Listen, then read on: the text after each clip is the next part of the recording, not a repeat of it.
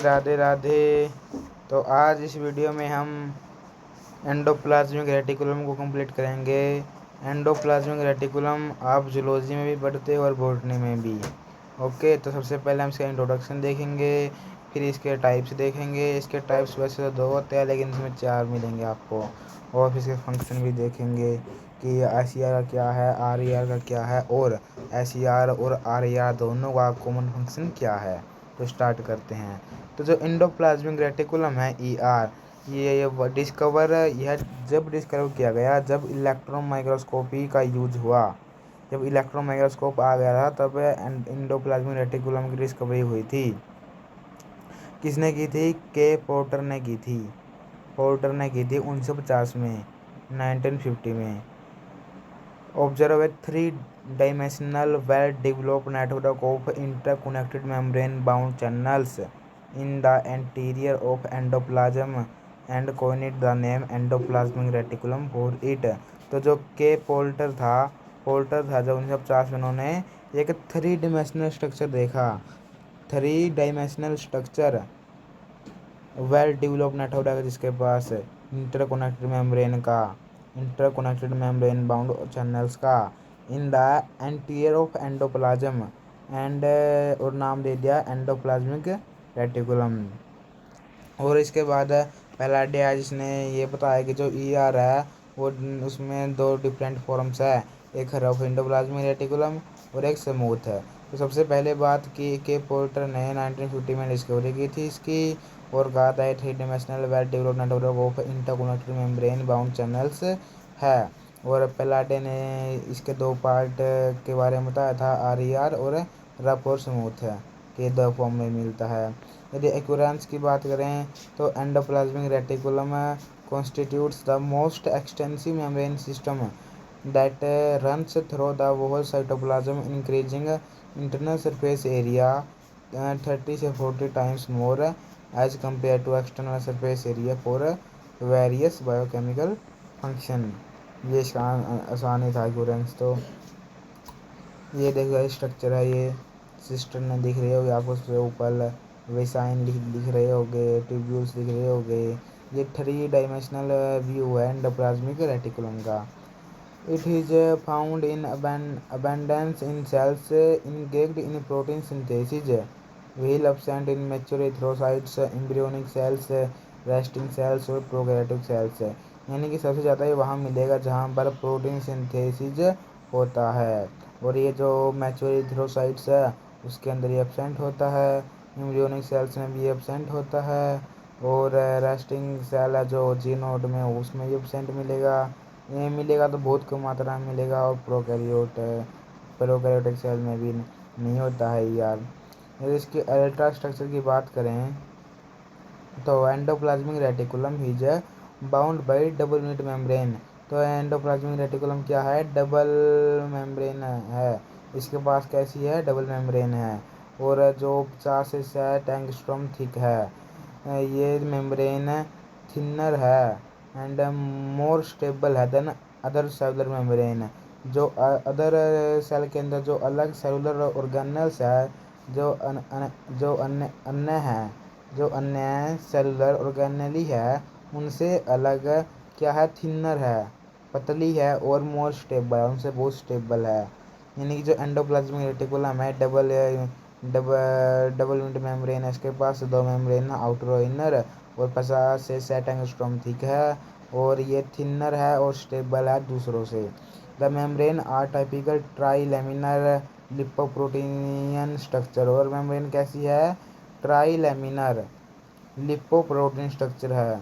Life free in the cytoplasm, और cytoplasm में मिलती है, और nuclear envelope and plasma membrane द्वारा भी मिलती है ये। और आगे देखें तो इसके टाइप्स की बात करें तो इसके 2 टाइप्स है। देखो, depending upon nature of its membrane and metabolic state of cells, ER is of 2 main type है। यानी कि मेम्ब्रेन, नेचर ऑफ मेम्ब्रेन और मेटाबॉलिक स्टेट ऑफ सेल्स, इन चीज़ों के आधार पर, किसके आधार पर? मेटाबॉलिक स्टेट ऑफ सेल के आधार पर और नेचर ऑफ मेम्ब्रेन के आधार पर ER को हमने 2 भागों में बांट दिया है। स्मूथ में और रफ में। एक थर्ड टाइप भी है इसका जो बहुत कम में मिलता है, उसे कहते हैं annulate E R. Is also recognise sometimes, जो जिसको हम कभी कभी पढ़ते हैं, यानी कि सभी सभी में केवल दो ही टाइप दे पाएंगे, आर ई आर और एस ई आर। जो थर्ड टाइप है एनुलेट ई आर, ये किसी किसी में मिलता है, ये दिया हुआ। All the three forms are interconvertible and may be continuous with one other और विद न्यूक्लियर प्लाज्मा मेम्ब्रेन। और जो आर ई आर है, एस ई आर है, और जो यहाँ थर्ड टाइप का था एनुलेट ई आर है, इन तीनों को आपस में हम बदल सकते हैं कुछ चेंजिंग करके।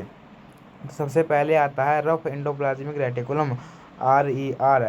तो जो रफ एंडोप्लाज्मिक रेटिकुलम है, ये हाईली डेवलप्ड है और ये एंडोप्लाज्म सेल के एंडोप्लाज्म को ऑक्यूपाई करता है।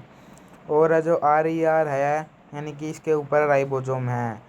ठीक है, देखो आर आर ई आर ऊपर रफ है, यानी कि इसके ऊपर राइबोसोम है, और जब राइबोसोम चले जाता है उसको कहते हैं हम स्मूथ है।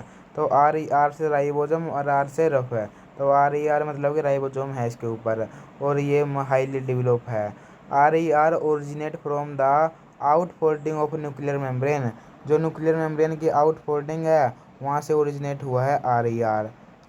दज are abundant in the cells, और ये सेल्स में बहुत बहुत सारे नंबर में है। Which are actively engaged in protein synthesis, जो देखो राइबोसोम मतलब प्रोटीन सिंथेसिस का काम करेगी, सीधी बात है। It is made up of parallel cisternae with very few tubules, इसके अंदर बहुत सारे पैरेलल सिस्टर्ने होते हैं और कुछ ही ट्यूबल्स बहुत कम होते हैं। सिस्टर्ने और ट्यूबल्स का चित्र आपने देख लिया होगा फिगर में, देखो ट्यूबल्स रहा, सिस्टर्ने रहा, ऊपर सबसे ऊपर देखो सिस्टर्ने है और ये ट्यूबल्स नीचे है सबसे। तो जो आर ई आर है उसके अंदर पैरेलल सिस्टर्ने ज़्यादा होते हैं और जो ट्यूब्यूल्स है वो कम होते हैं। The membrane appear rough owing to the present of a number of ribosome on its outer surface, इसकी बाहरी सरफेस पर राइबोसोम है, इसलिए इसको रफ, इसलिए इसका नाम रफ है। इसकी सरफेस रफ हो जाते हैं क्योंकि राइबोसोम आ जाते हैं आउटर सरफेस पर, इसीलिए इसको कई बार ग्रैनुलर एंडोप्लाज्मिक रेटिकुलम भी कह देते हैं। Granular endoplasmic reticulum, rough endoplasmic reticulum एक ही बात है। Ribosome appear as minute granules, क्योंकि ग्रैनुलर का शब्द क्यों यूज किया, क्योंकि जो राइबोसोम्स है वो ग्रैन्यूल्स के जैसे दिखते हैं, इसलिए ग्रैनुलर का प्रयोग किया। एंडोप्लाज्मिक मतलब कि एंडोप्लाज्म में मिलते हैं ये, और रेटिकुलम रेटिकुलम ये शब्द ही है ई आर का, तो ग्रैनुलर एंडोप्लाज्मिक रेटिकुलम भी कह देते हैं आर ई आर को। Synthesised polypeptide chain pass into the channel of E R for transport, और जो पॉलीपेप्टाइड चेन है सिंथेसाइज्ड, वो इस चैनल से पास हो जाती है ट्रांसपोर्ट के लिए। ये था आर ई आर का। इसके बाद हो जाता है S E are, smooth endoplasmic reticulum. तो देखो smooth endoplasmic reticulum, S E are occupy peripheral cytoplasm, ये कहाँ पर है, पेरिफेरल पर है। देखो जो आर ई आर था, जो रफ वाला था, वो तो कहाँ था, वो मतलब कि वो थोड़ा वो किनारे पर नहीं था, वो किनारों से थोड़ा आगे चला गया था। ठीक है, और जो ये है, ये कहाँ पर है, ये किनारे पर है। ठीक है,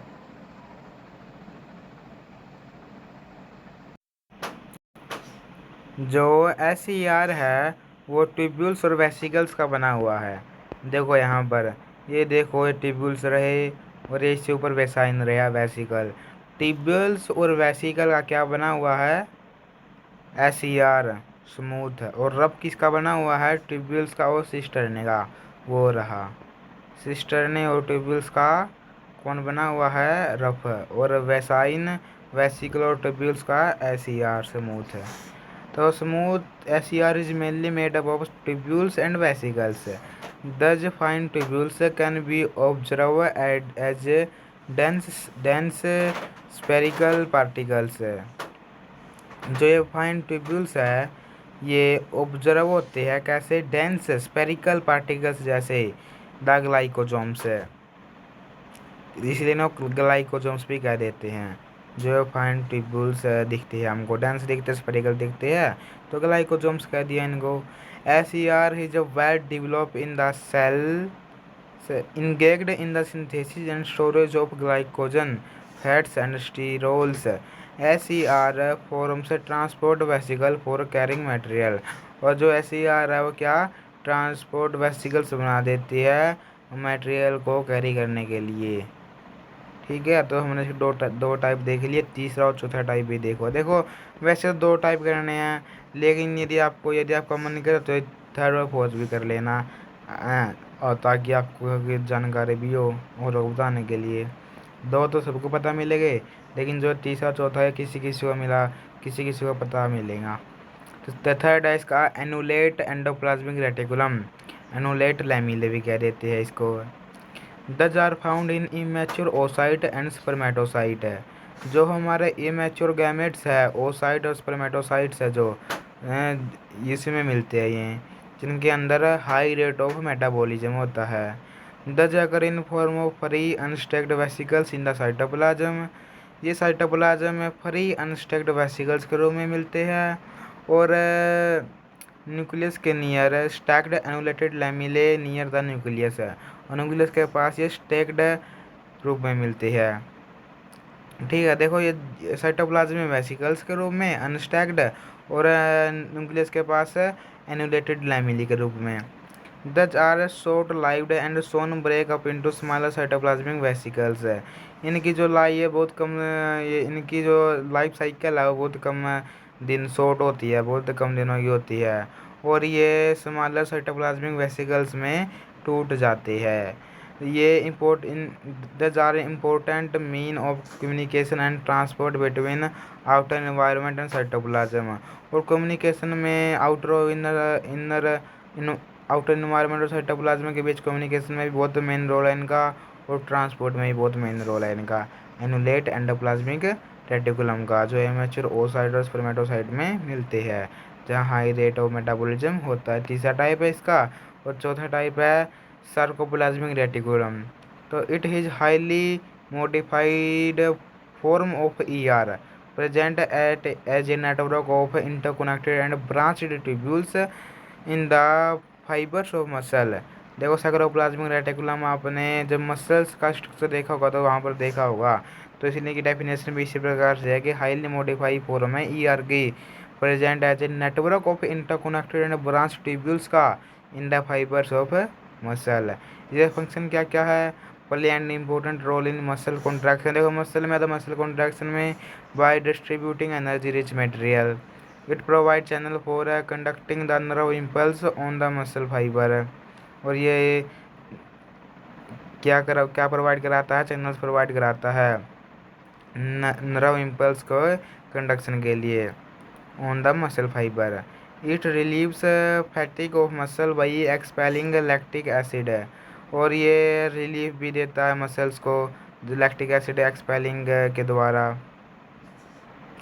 आगे देखते हैं केमिकल कंपोजिशन। केमिकल कंपोजिशन इतनी इम्पोर्टेंट नहीं है, आप छोड़ सकते हैं इसको, यदि आपका जी गया तो पढ़ सकते हैं। अब हम देखते हैं इसका ओरिजिन और उसके डिफरेंस है।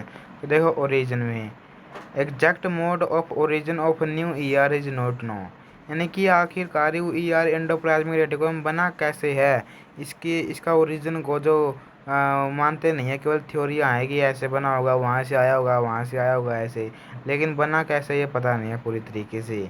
ER does not arise de novo, यदि कोई ये सोचे कि ये अपने आप बन गया है तो ये डी ऐसा नहीं है, और या फिर यह प्री एग्जिस्टिंग या किसी प्री एग्जिस्टिंग सेल से बना है, यानी कि एक तो चीज़ होती है अपने आप बन गई, उसको कहते हैं डी नोवो।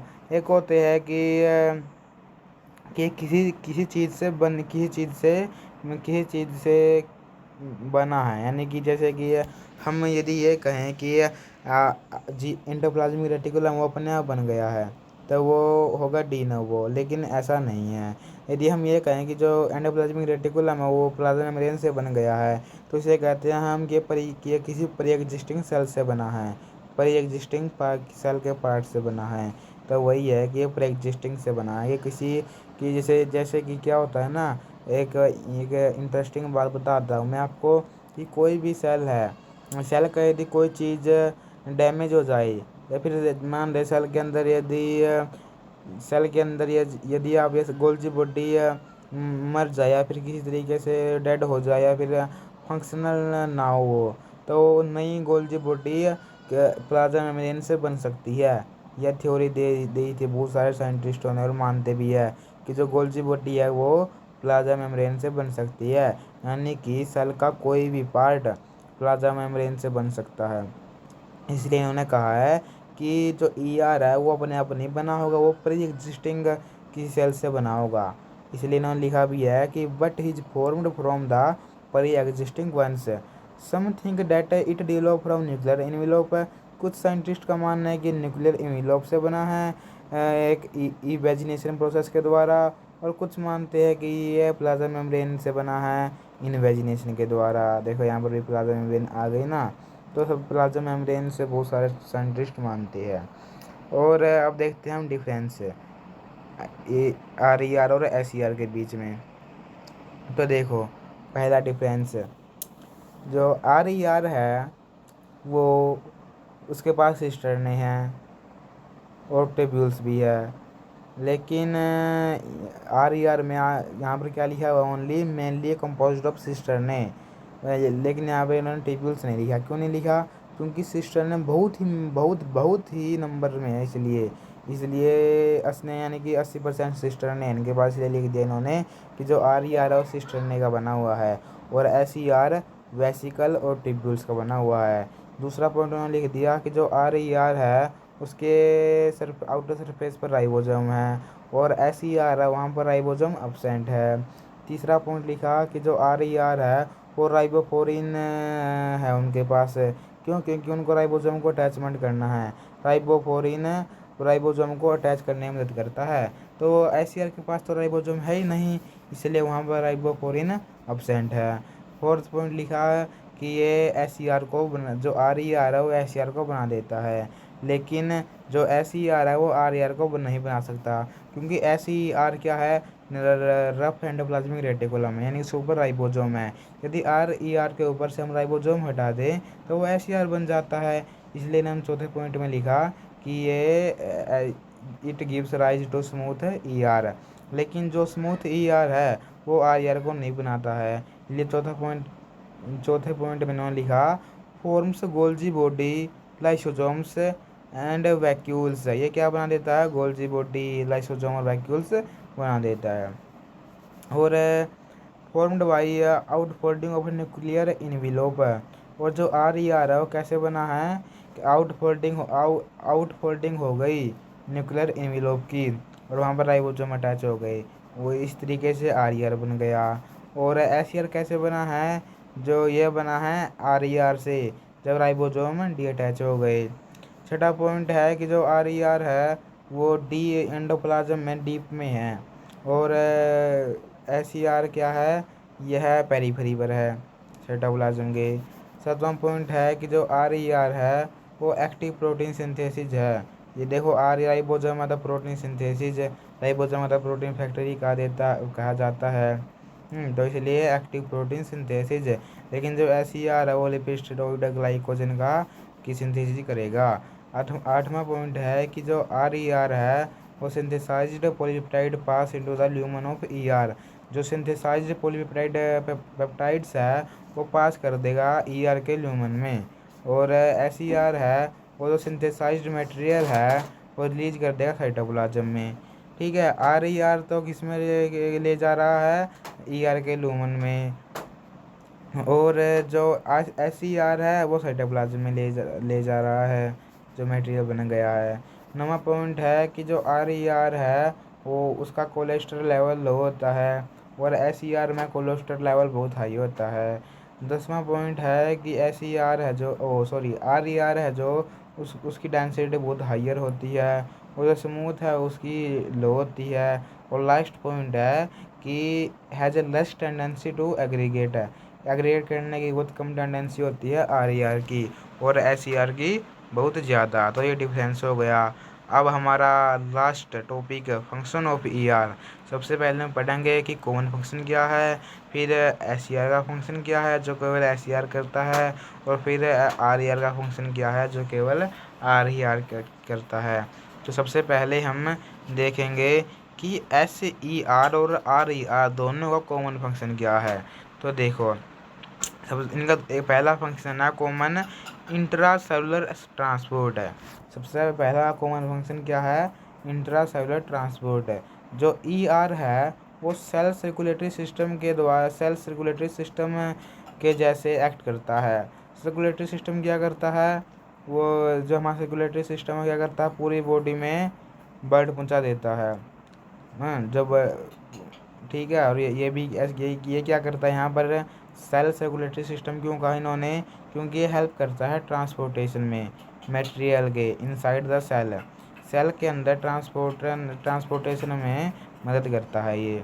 इसलिए इन्होंने लिख दिया कि ER act as cell circulatory system and help in transportation of material inside the cell. It is supported by the presence of a carrier or permeases and distribution by enzyme on their surface। Bennett एक scientist का नाम है, उन्होंने कहा the membrane flow is due to the membrane flux which states that material is synthesised at one point and is broken at some other point. तो जो एक Bennett नाम का 1956 में एक साइंटिस्ट था बेनेट, उन्होंने 1956 में ये कह दिया कि जो मेम्ब्रेन फ्लो है वो मेम्ब्रेन फ्लक्स के द्वारा होता है, जिसमें चीज़ बनती कहीं और है और वह टूटती कहीं और है। फिर एक दूसरा साइंटिस्ट आया एस्नर, दो साइंटिस्ट आए फिर एस्नर और नोविकोव। 1962 में उन्होंने कहा कि डायरेक्शनल फ्लो है मटेरियल का इसके अंदर, कि सबसे पहले चीज़ RER में जाएगी, फिर SER में जाएगी, फिर गोल्जी बॉडी में जाएगी, फिर प्राइमरी लाइसोसोम में जाएंगी, फिर एक्जोसाइटोसिस हो गए सेल से बाहर निकल जाएगी। ये किसने कहा, ये दो साइंटिस्ट थे एस्नर और नोविकोव ने कहा। तो the process of directing protein to their final site is called protein sorting है। यानी कि प्रोटीन को फाइनल साइट पर पहुंचा देना, जहां पर प्रोटीन को ले जाना है वहां पर पहुंचा देना है, प्रोटीन सॉर्टिंग है, अभी प्रोटीन ट्रैफिकिंग है। The continuity of ER either with plasma membrane और विद न्यूक्लियर मेम्ब्रेन और with both indicates that membrane flow may be active in this region. यानी कि जो ये फ्लो होता रहता है ये एक्टिव है, ये पैसिव नहीं है। कैसा है, एक्टिव है इस रीजन में। इसलिए the community of ER either with plasma membrane और with nuclear membrane with both indicate that है कि membrane flow may be active in this region. ये इसका पहला फंक्शन था कॉमन। दूसरा इनका कॉमन फंक्शन है साइटोस्केलेटन। जो ER है वो मेजर कंपोनेंट है साइटोप्लाज्मिक वैक्यूलर सिस्टम का, इसलिए ये एक्ट करता है साइटोस्केलेटन का। और ये प्रोवाइड मैकेनिकल सपोर्ट प्रोवाइड करता है, वो डेफिनेट शेप भी देता है सेल को। ये इसका इसलिए दूसरा कॉमन फंक्शन है इनका। तीसरा कॉमन फंक्शन है सेग्रीगेशन अपरेटस के रूप में, कि जो ER है act as a segregation apparatus and divide the cytoplasm into two type of compartment. पहला है विद इन ER मेम्ब्रेन और दूसरा है other between the ER cisternae. पहला तो है one lying within ER membrane और दूसरा क्या है ER सिस्टर ने के बीच में। ER regulates the exchange of materials between दस कंपार्टमेंट्स। जो ER है वो रेगुलेट करता है, एक्सचेंज करता है मटेरियल को इन कंपार्टमेंट्स के बीच में। यानी कि ER से लेकर ER के सिस्टर्न से ER के अंदर से साइटोप्लाज्म से ER के अंदर में। दिस एक्सचेंज में इन्वॉल्व बहुत डिफ्यूजन है, इसके अंदर दोनों डिफ्यूजन हो जाते हैं, एक्टिव भी और पैसिव भी। It is facilitated by the surface area provided by ER। इसके लिए बहुत बड़ा सरफेस एरिया चाहिए होता है ट्रांसपोर्ट के लिए, तो डिफ्यूजन के लिए, तो ये ER दे देता है। ठीक है। For active transport presence of carrier और परमिएसिस हैव बीन पोस्टुलेटेड। ये इसका थर्ड पॉइंट था कॉमन फंक्शन। फोर्थ ना कॉमन फंक्शन है कि ये प्राइमरी लाइसोसोम का फॉर्मेशन करती है हाइड्रोलाइटिक एंजाइम के द्वारा। ये एक नोविकोव नाम के साइंटिस्ट ने कही थी ये बात। इसका फिफ्थ पॉइंट है कि ये सिंथेटिक एक्टिविटी दिखाता है। यानी कि ER has about 30 type of enzymes है। ER के पास 30 अलग अलग प्रकार के एंजाइम्स है। मेनली है जो सिंथेटेज है, जो इन्वॉल्व है बायोसिंथेसिस में of virus biomolecules. So ER is involved in enzyme activity and cellular metabolism. तो इसलिए जो ER है वो किस में इन्वॉल्व है, एंजाइम की एक्टिविटी में भी और सेलुलर मेटाबॉलिज्म में भी इन्वॉल्व है, क्योंकि इसके पास 30 अलग अलग प्रकार के एंजाइम हैं। जैसे कि जो मेन एंजाइम है सिंथेटेज, जो बायोसिंथेसिस करवाता है। इसके बाद 6 पॉइंट है इनका कि ये दोनों कॉमन फंक्शन है इनका प्लाज्मोडेस्माटा का। जो ER है वो सिंपल और branch tubular extension, ER simple और ब्रांच ट्यूबुलर एक्सटेंशन बना देते हैं, जिनको डेस्मोट्यूबुल्स कहा जाता है। डेस्मोट्यूबुल्स क्या है, ER forms simple or branch tubular extensions called desmotubules, which pass through the plasmodesmata and connect the ER elements of adjoining plant cells and help in exchange of materials between the cells through a continuity of living material called symplasm। इसको मैंने क्या कह दिया, सिम्प्लाज्म कह दिया। इसके बाद 7th point है इनका स्टोरेज का। जो ER है वो हेल्प करता है storage of metabolic products of cell, example के लिए ग्लाइकोजन। 8वां इनका कॉमन पॉइंट है transportation of genetic information. ER act as a passage for the transportation of genetic information from the nucleus to various cell organelles to control the biosynthesis of protein, fats and carbohydrates. तो ये transportation भी करता है genetic information का, और ये control भी करता है बायोजेनेसिस किसका, प्रोटीन्स का, फैट का, कार्बोहाइड्रेट्स का, जिनका कॉमन फंक्शन था। इसके बाद 9वां कॉमन फंक्शन है इनका कि ये सेल प्लेट का फॉर्मेशन करते हैं, इनका ये कॉमन फंक्शन है 9वां।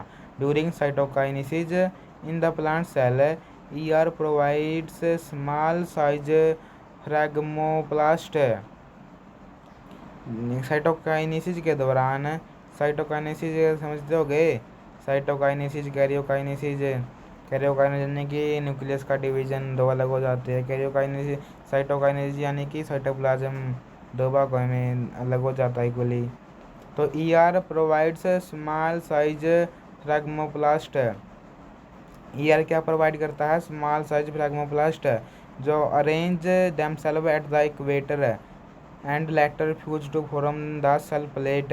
और जो ये फ्रैगमोप्लास्ट है यही इक्वेटर पर अरेंज हो जाते हैं और उसके बाद ये क्या सेल प्लेट का निर्माण करते हैं, और which later form the middle lamella, उसके बाद मिडल लैमिला का बना देते हैं। ये जो 9वां फंक्शन था फॉर्मेशन ऑफ सेल प्लेट है। इसके बाद है 10वां फंक्शन ATP सिंथेसिस।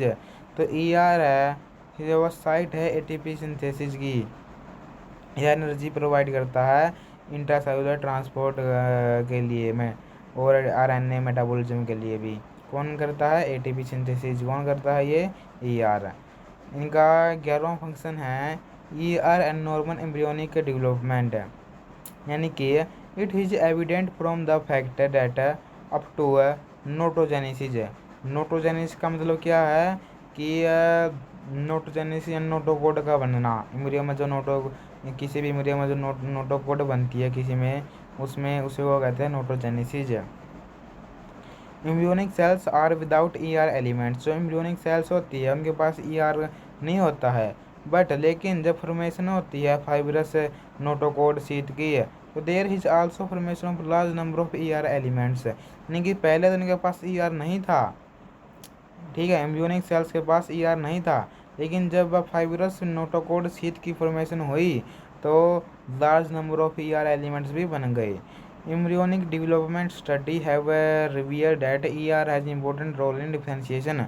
और ये ER एलिमेंट जो बने हैं ये हेल्प करते हैं डिफरेंशिएशन करने में। वैसे और ये कौन बताता है, एम्ब्रियोनिक डेवलपमेंट स्टडी बताती है कि ER has important role in differentiation करने में भी मदद करता है, कौन, ER। इनका कॉमन लास्ट फंक्शन है 12वां फंक्शन है जो कॉमन इनका वो है फोटो रिसेप्शन। तो ER of pigmented epithelial cells of retina act as photoreceptor. जो ER है पिगमेंटेड एपिथेलियल सेल्स का, रेटिना की सेल्स का, जिनको माइलॉइड बॉडी कहती है, वो फोटो रिसेप्टर के रूप में काम करता है। कौन? ER। इसलिए इनको कहती है कि फोटो रिसेप्शन, इसीलिए इनका जो लास्ट फंक्शन है 12वां कॉमन, वो है फोटो रिसेप्शन का। तो ये इनके कॉमन फंक्शन थे कितने? 12। सबसे पहले इंट्रासेलुलर ट्रांसपोर्ट, फिर साइटोस्केलेटन, फिर सेग्रीगेशन अपरेटस, फिर प्राइमरी लाइसोसोम का बनाना, फिर सिंथेटिक एक्टिविटी दिखाना, फिर plasmodesmata, storage, transportation of genetic information और formation of cell plate, ATP synthesis, ERN normal embryonic development और फोटो रिसेप्शन। ये 12 फंक्शन हमने कंप्लीट कर ली है इसके जो कॉमन है। अब हम देखेंगे कि अकेले RER का क्या फंक्शन है, जो केवल RER करता है। तो सबसे पहले हम देखेंगे बी पार्ट में फंक्शन ऑफ RER। तो सबसे पहले प्रोटीन रफ है यानी कि राइबोसोम है। तो सबसे पहले है प्रोटीन सिंथेसिस। पेलाडे कहता है कि there is a direct and close correlation between the RNA content of microsomal fraction and rate of protein synthesis. RER provide 2 dimensional arrangement of ribosomes. जो RER है वो 2 डायमेंशनल अरेंजमेंट दिखाता है राइबोसोम्स की, and increase कर देता है protein synthesis की रेट को 5 से 6 times. It was suggested that key ER membrane are involved not only in synthesis of protein for intracellular use but also for important role in synthesis of protein of extracellular use। यानी कि ये केवल intracellular use के लिए ही protein नहीं बनाता है, ये एक्स्ट्रा सेलुलर यूज के लिए प्रोटीन बनाता है। ऐसा ही माना जाता है कुछ साइंटिस्टों का। ER is probably involved in collection and transportation of synthesized protein through the formation of a transition vesicle. RER is also involved in post-translation modification of the proteins. The elongating protein is processed in the ER lumen by an enzyme which remove the signal peptide। देखो जी इसमें क्या देखना अपने protein synthesis. Function of RER का जो सबसे पहला function है प्रोटीन सिंथेसिस। इसमें आपने सिर्फ ये बताना है कि जो पलाडे आया था उन्होंने कहा था कि जो ER है वो केवल इंट्रासेलुलर यूज के लिए प्रोटीन नहीं बनाता है, वो एक्स्ट्रा सेलुलर के लिए प्रोटीन बनाता है।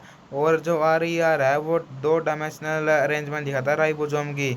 इससे इससे क्या होता है, इससे जो प्रोटीन की रेट है वो प्रोटीन सिंथेसिस की जो रेट है वो बढ़ जाती है 5 से 6 टाइम। आपने ये 2-3 बातें इसमें लिखनी है, बाकी को आप छोड़ सकते हैं, ये इंपॉर्टेंट बातें हैं प्रोटीन सिंथेसिस में जो RER का फंक्शन है। दूसरा फंक्शन है फॉर्मेशन ऑफ न्यूक्लियर इन्वेलोप। तो देखो पोर्टर एंड मैकेडो 1960 में उन्होंने कहा कि nuclear membrane break into a number of fragments. जो न्यूक्लियर मेम्ब्रेन है टूट जाती है कुछ नंबर ऑफ फ्रैगमेंट्स में, which merge with the ER elements, और कुछ ER एलिमेंट्स के साथ जुड़ जाती है during later states of prophase of mitosis and meiosis. ये कब होता है? जब आपने सेल साइकिल पढ़ा होगा, प्रोफेज में ऐसा होता है। प्रोफेज में क्या होता है, जो न्यूक्लियर मेम्ब्रेन होती है टूट जाती है। क्यों टूट जाती है? क्योंकि स्पिंडल फाइबर आएंगे, और स्पिंडल फाइबर आएंगे तो वो उसके अटैक काइनेटोकोर से अटैच हो गए, और तभी जो क्रोमोसोम है वो अलग हो पाएंगे। ठीक है। और इसके लिए हमने 2 काम करने पड़ेंगे, या तो हम क्रोमोसोम को साइटोप्लाज्म में ले जाएं, क्योंकि साइटोप्लाज्म में कौन है सेंट्रोजोम है। सेंट्रोजोम है जो स्पिंडल फाइबर निकालेंगे, या फिर जो सेंट्रोजोम है उनको हम सेंट्रियोल है जो उनको हम न्यूक्लियस के अंदर ले जाएं। तो हमने क्या किया, हम क्रोमोसोम को ही साइटोप्लाज्म में ले गए। कैसे ले गए? न्यूक्लियर मेम्ब्रेन को तोड़ दिया, जिससे न्यूक्लियर मेम्ब्रेन के टूटते ही जिससे जो उससे निकले है, जो सेंट्रोजोम से जो स्पिंडल फाइबर निकले है वो उससे अटैच हो सके काइनेटोकोर से। ठीक है, ये इम्पोर्टेंट पॉइंट था एक। ये सेल साइकिल में चले गए थे हम थोड़ा, कोई ना।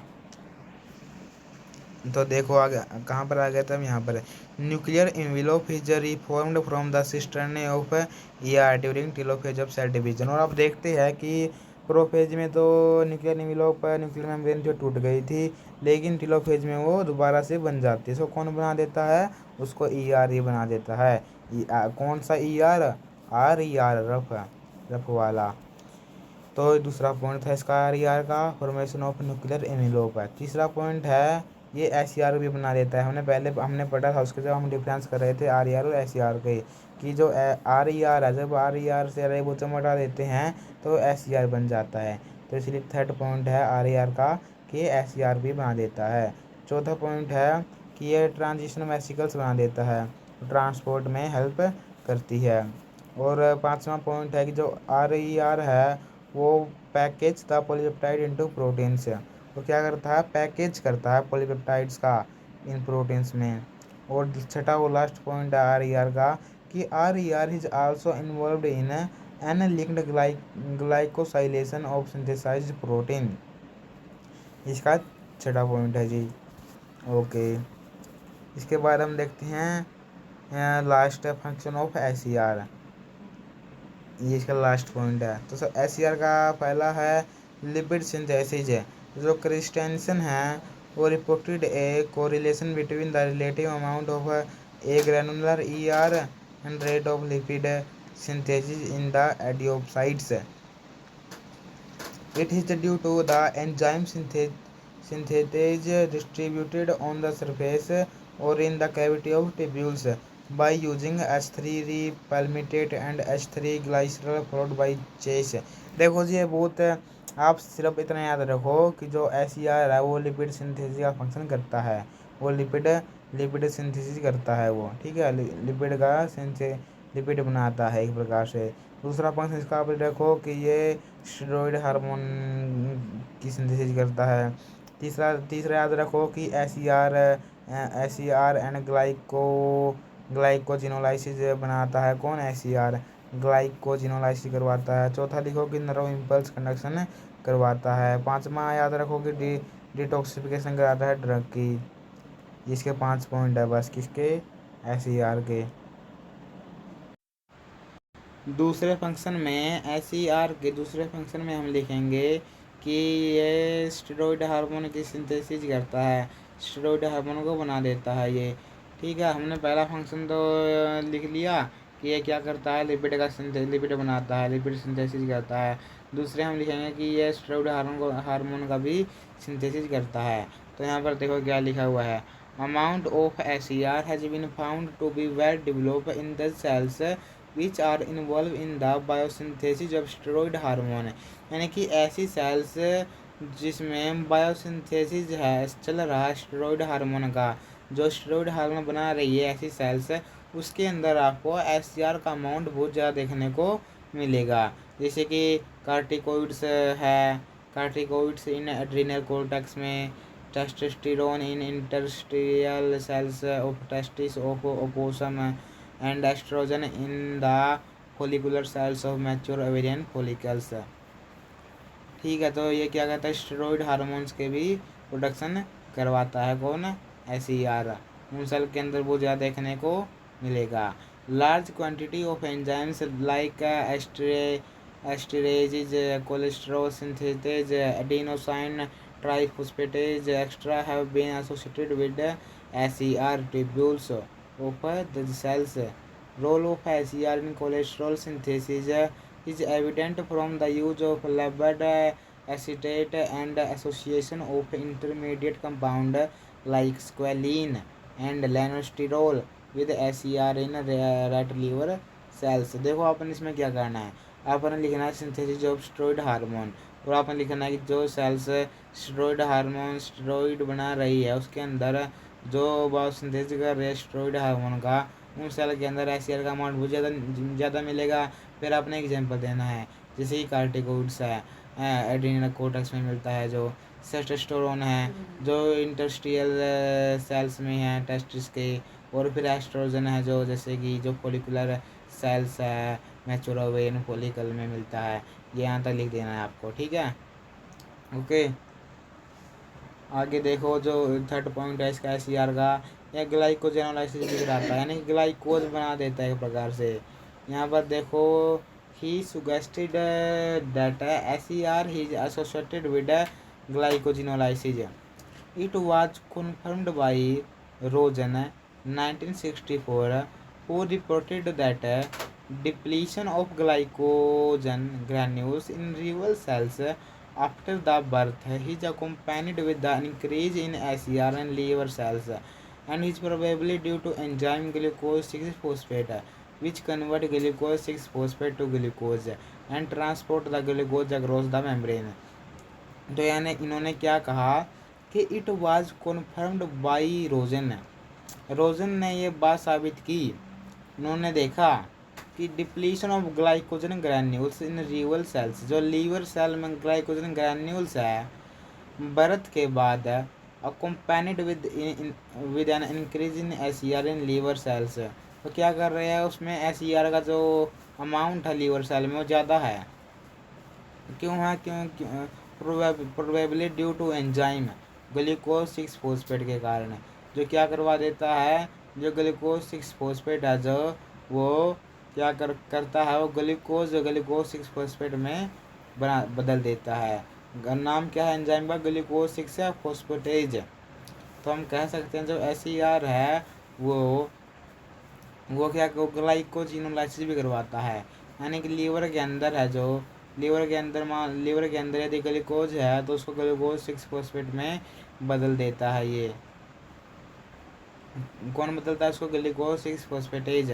और इसमें कुछ एसीआर का भी रोल होता है, इसे लिख दिया उन्होंने एसीआर एंड ग्लाइकोजिनोलाइसिस। इसके बाद नर्व इम्पल्स कंडक्शन की बात है। फोर्थ पॉइंट है, जो एसीआर है स्टेटिड मसल फाइबर का, उसको साइक्लोप्लाज्मिक रेटिकुलम कहते हैं। जो स्टेटिड मसल फाइबर है उसके अंदर जो एसीआर है उसको साइक्लोप्लाज्मिक रेटिकुलम कह देते हैं, जो ट्रांसमिट करता है नर्व इम्पल्स को from the sarcolemma throughout the length of muscle fibres है। वो suggested that spread of action potential stimulates the sacroplasmic reticulum to release calcium ion which act as cofactor for myosin। यानी ये impulse पैदा करता है कि तुम calcium ion release करो ताकि ATPase enzyme which hydrolysis ATP to produce energy from muscle contraction, ताकि ATPase enzyme ATP enzyme ATP का प्रोडक्शन कर सके और muscle during the muscle relaxation calcium is actively trapped by the sarcoplasmic reticulum. तो इन्होंने लिख दिया फोर्थ पॉइंट कि नर्व इम्पल्स कंडक्शन भी करवाता है ये। इसके बाद डिटॉक्सिफिकेशन ऑफ ड्रग्स, तो ड्रग्स का क्या करवा देता है? डिटॉक्सिफिकेशन करवा देता है। और छठा पॉइंट है एसीआर का कि एस्कॉर्बिक एसिड बना देता है। एस्कॉर्बिक एसिड जब आपने प्लांट हार्मोन पढ़ा होगा तो एस्कॉर्बिक एसिड एक प्लांट हार्मोन है जिसको स्ट्रेस हार्मोन भी कहा जाता है। यही है एस्कॉर्बिक एसिड। और सातवां है कि इफेक्ट ऑक्सीडेशन करवा देता है। कुछ यहाँ पर क्वेश्चन है आपके लिए, ये देखो। यदि ये हमारा यूनिट कंप्लीट होती है एंडोप्लाज्मिक रेटिकुलम पूरी तरीके से। यदि कोई डाउट रहा हो तो मुझे अवश्य बताना कमेंट में, मैं उसको सॉल्व कर दूंगा। ओके जी, राधे राधे, जय श्री राम, राधा वल्लभ, श्री हरिवंश।